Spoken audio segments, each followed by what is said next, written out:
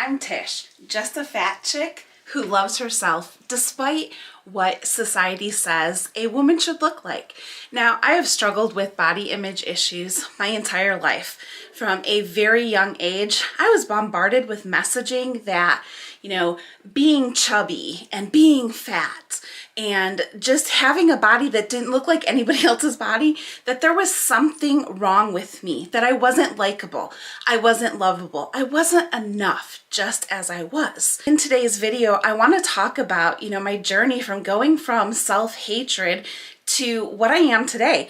This just fat, big woman that is, I'm so comfortable and confident in my skin. And I've basically just said F you to society's body and beauty standards. So from a very young age, I was bombarded with messages that there was something wrong with me, that my body was not okay the way it was, that I needed to lose weight, that I needed to be thin in order to be lovable and liked and to, have success and to find love and to just do all these things.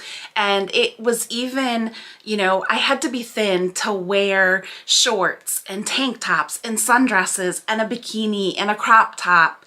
And it was just all this messaging, and it was so overwhelming to go from this little girl who used to just love herself and I would wear whatever I wanted to all of a sudden being told that my body was wrong and that I was broken and that I needed to be fixed. And I was put on my very first diet when I was in 5th grade, and that caused, I guess, a downward spiral really of everything that I went through over the years. I really just want to share that I was in such a place that there was a point in my life I couldn't even look in a full-length mirror. I was so disgusted, so ashamed of my body because that's what I had been made to believe, was that I couldn't accept myself, that I couldn't like myself. And it wasn't even just society that I was getting this messaging from. It was, well-meaning family and friends. And it just, like I said, it just kind of started from 5th grade and up until about 4 or 5 years ago. It was just this big downward spiral. And I went through excessive measures to try to lose weight, to fit into society's belief and programming that a woman needs to be thin for all these different reasons. Excessive exercising, diet pills, going to the emergency room because of diet pills and the heart palpitations and the side effects that these diet pills would cause. Some of them were over the counter, some of them were prescribed by a doctor.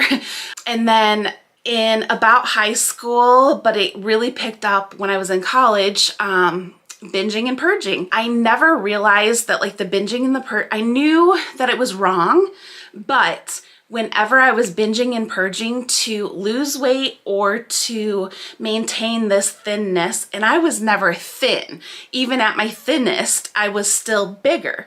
But when I was binging and purging to lose weight or to keep weight off, I was constantly, people were like, oh my gosh, you're doing so great. Keep going. And there was just all this positive reinforcement about how amazing I was looking. And, I was basically being told that what I was doing was great. Even though these people that were commenting on my weight loss, none of them, maybe one or maybe two, knew about the behind the scenes, what I was doing to achieve that weight loss.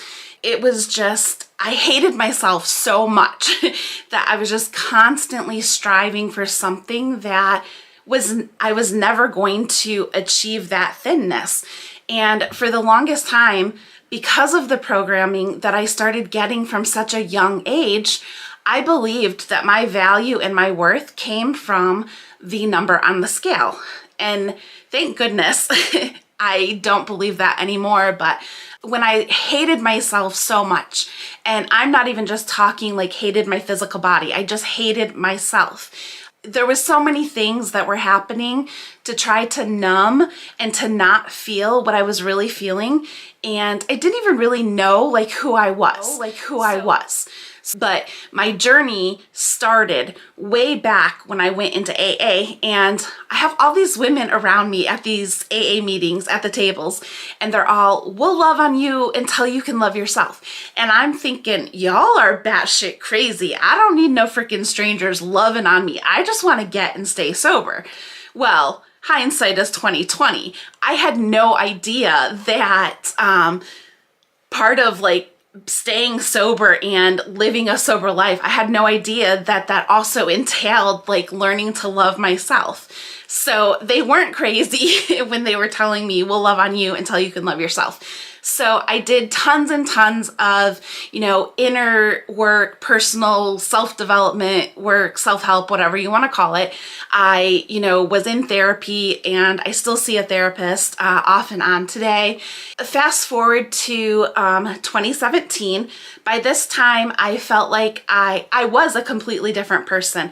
I'd been sober for quite a while. I don't want to say I loved myself, but I was definitely in a better space about accepting myself than I was many years ago. 2018 is really when I feel like, I like to say, it feels like the piece of the puzzle that was missing, that piece came together.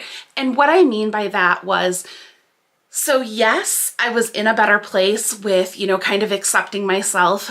Definitely wasn't really like loving my body yet, and not even really sure that I was embracing my body, but I was definitely feeling better about myself overall than I'd ever had in my entire life. So 2018, when I get out here, oh my goodness, the place in Michigan that I lived and grew up, born and raised, super small town, and just a completely different world there versus being out here. I'm 10 minutes from Portland, Oregon. And if you know anything about that, it's keep Portland weird. So like this literally whole new world opened up before my eyes. And back in Michigan, one of the things that I'd always wanted to do was take a yoga class. So I asked a friend, and actually I wouldn't say friend, I would say it was an acquaintance, not a friend. I wanted to go with them to a yoga class. And she said, I'm not saying you can't go, but I'm telling you that there's nobody that looks like you. So read between the lines, you're fat, you don't belong in that class. I move out here and I decide that it's such a big, space. It was so different out here. I thought, oh my goodness, maybe they have classes for bigger bodied people. So I embarked on this journey of looking for the class for people in bigger bodies. And I found it, and I found this amazing fat yoga instructor who, the very first night that I go to class, this is October 2018, before we start the yoga practice, she has the lights dimmed or the lights off, there's candles lit, we're all laying on the floor, on our mats on the floor, just getting in the moment, becoming present, whatever woo-woo stuff, whatever woo-woo you want to call it. And all of a sudden, this yoga instructor just out of the blue says, I feel like somebody needs to hear this tonight. You have permission to take up space just as you are, fat and all. And I'm getting emotional just thinking about that because it still feels so fresh. The tears just started rolling down my face. And I just kept repeating those words over and over in my head as I'm laying on the floor with my eyes closed, tears streaming down my face. You have permission to take up space just as you are, fat and all.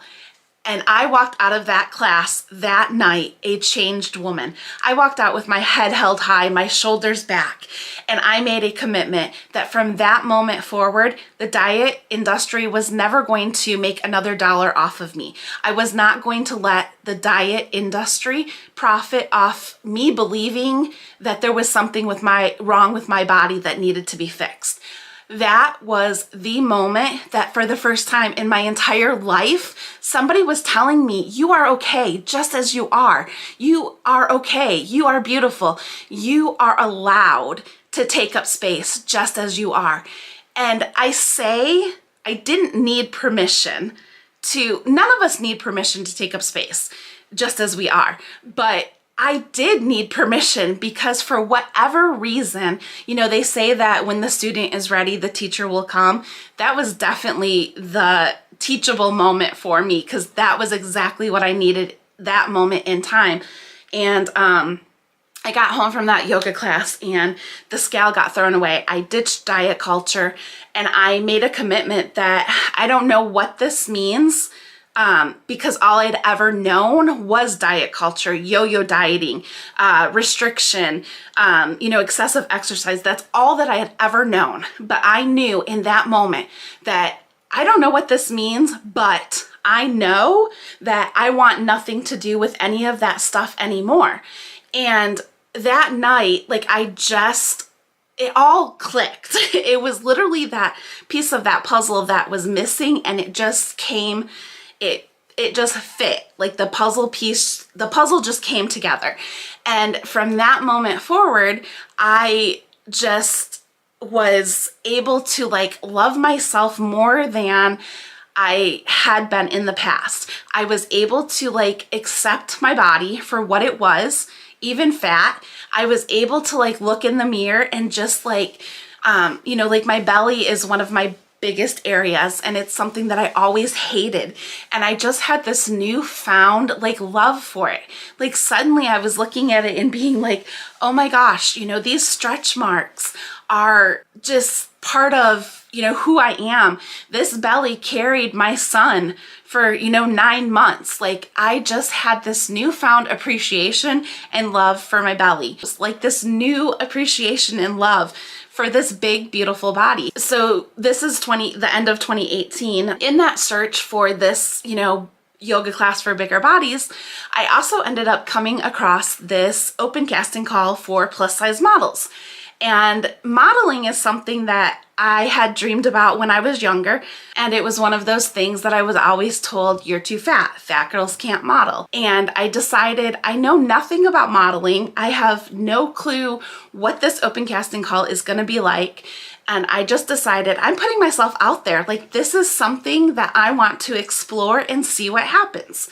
So I go to this open casting call, and long story short, I ended up being selected as one of the models, and it was super exciting but super scary. This is also a consignment sale too. Before the fashion show, I'm having this meltdown with Cindy, one of the main people that helps with this fashion show, and I'm having this meltdown with her about one of the outfits. Because I wore 3 different outfits in that fashion show. And as I'm chatting with her, there is a lady that's standing right by us in the space so she could hear the conversation. And she says, I just want to thank you for being willing to show up and put yourself out there as a big girl, because then that gives me permission that it's okay to be in my body and to show up. And that was oh my gosh, by me just showing up and being willing to just be who I am in this big body, that's an invitation to somebody else. So the night of the fashion show comes, and there's another lady who's a model coach, and she was, with each one of us before we stepped out onto the runway. So she's, rubbing my shoulders and hyping me up and help calm me down. And I step out on that runway, and I still hear it in my head, just clapping and audience, cheering, and just the fact that I'm being celebrated for being this big, beautiful woman in this amazing outfit. And that was what I say was my coming out moment.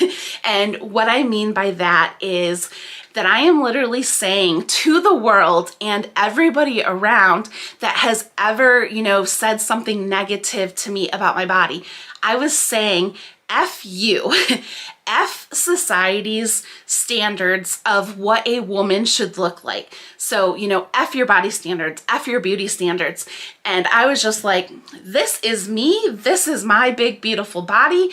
If you don't like my body, that's your problem, not mine. My body is no longer up for discussion unless I say it's up for discussion. That night and that moment was when I became so passionate that I could just inspire you and every other woman to be able to at least embrace their bodies and to just look at their bodies in a different light and to be looking at their bodies from a place of how amazing it is and the amazing things that it allows us to do.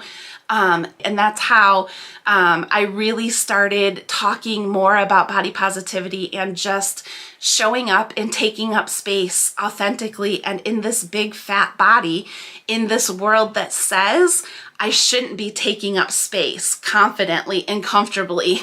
My life literally changed the moment that I realized I am okay just as I am, fat and all. And that's what I want for you and every other woman out there, for us to just be able to look at ourselves and to see that we're okay as we are, that we're beautiful as we are. And, you know, the whole reason that I want this for you and every other woman out there is because if we're not taking up our space in this world, and I'm not just talking physical space, when I'm talking about taking up space, I am talking about, like I'm doing right now, using my voice. You know, we all have gifts and talents, and we're not taking up this space.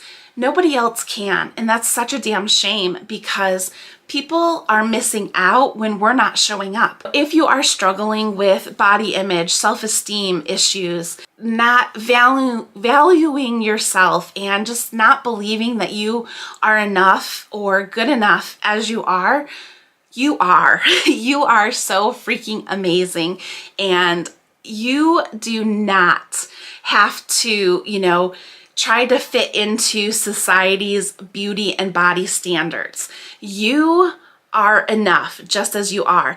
And if you need permission, not that I needed permission and not that any of us need permission, but if you feel like you need permission, you need somebody to give you permission to just take up space as you are and to embrace yourself as you are, this is your permission slip. I am giving you permission to be okay with who you are, to just embrace yourself and to embrace your body and to just show up just as you are, because you are amazing.